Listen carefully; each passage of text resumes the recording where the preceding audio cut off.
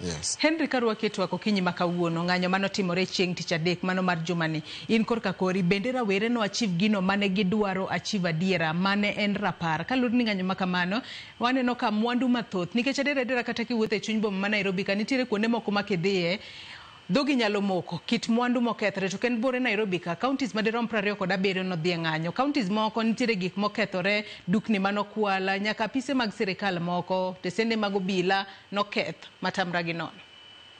Erokamano. Anyalo wacho ni ng'anyo kata message mane Jensin dwaro pass around no timore. There is no standard measure mar ng'anyo.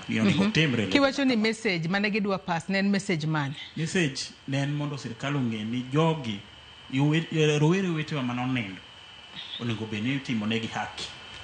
Jonyuol kata wedegi kata mondegi kata nyithindegi pok oyudo haki. Ogima lit kichiewo kinyi tineno bur kacha. Ting'e ni ng'ani dok ni sirkal kata dok ni polis nogoye bunde do ngima do timo gigene. So in one way or another, according to Gian, to Gimanera we temo pass around, the point was home. But I'm very sorry, ni gik moko no kotimo maber kaka nwa paro. Kaka jowete na osewacho, nitie joma nyo kaw thuolo ni mondo gitim gik maricho.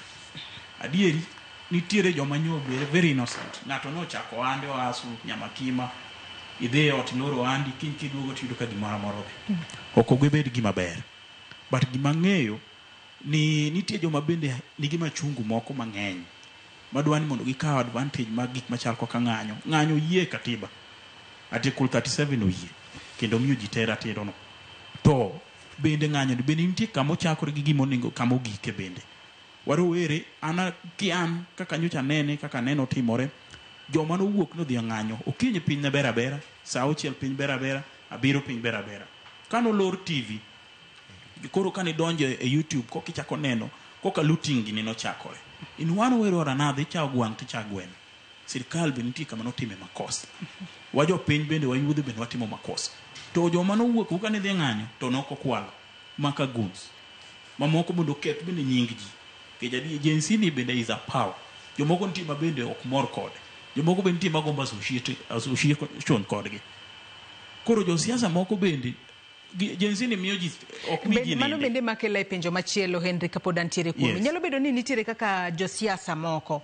ema koro seche moko ne ochulo kata wanyalo wacho ni gunt moko mar mondo mi odonje ng'anyo mane Gen Z opango no bobedo ng'anyo mamuola no bobedo mana mano mar rapar dok waneno ka gik moko pogore to ka gin josiasa mage to nyalo bedo ni lengo mar gi maduong' ne nang'o mar mondo mi gidonjre e ng'anyo mamuol mane Gen Z opango makoro gimiyo weche lokore mwandu mokethore kaachiel kod apise makata wang ng'eny matamra gi non.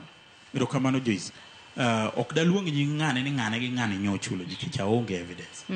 But gima ng'eyo waduto wasebedo Kenya ka ok wawelo ka. Gigi ka timore waneno. Iyudo ka joma nitiere mrengo machielo cha temo mondo oketh ne joma nitie telo seche moko. Seche moko ka maandamano los gi jo opposition joma nie telo temo mondo tim or interrupt this maandamano ma peaceful. So magi mosebedo ka timore. To going forward yudhe wasebedo ni wasetamore gi kabela to kech midenyo emane miyo jomoko kaw pesa ng'ato donje barabara. Sirikandwa onego tin ni onego wuog oko ondo appreciate the situation ma wan go sani mondo gi solve problems. Postponing problem ok dhi konyo. Gimiwa ok inyalo lead sani kaka ne moyo lead. Let them accept change is inevitable. Kagi say accept matter bring solution. Leadership is about solution. Kok ginyal kelo solution to their current problems.